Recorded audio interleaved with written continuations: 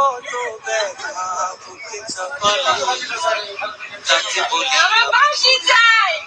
যে কষ্ট করে আমার বাবারে মারছে প্রত্যেকটা ফাঁসি চাই প্রত্যেকটা ফাঁসি চাই। আমি চিৎকার করে কাঁদিতে চাহিয়া আমার পাখিরে কিভাবে মারছে আমি চিৎকার করে কাঁদিতে চাহিয়া কাঁদিতে পারিনি চিৎকার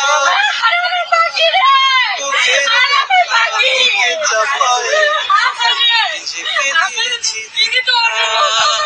নিজেকে দিয়েছি আমার বাবা অনেক ভালো ছিল। ওনারা যদি কেউ বিয়ে দিতে না পারতো গরিব অসহায়কে দান করতো।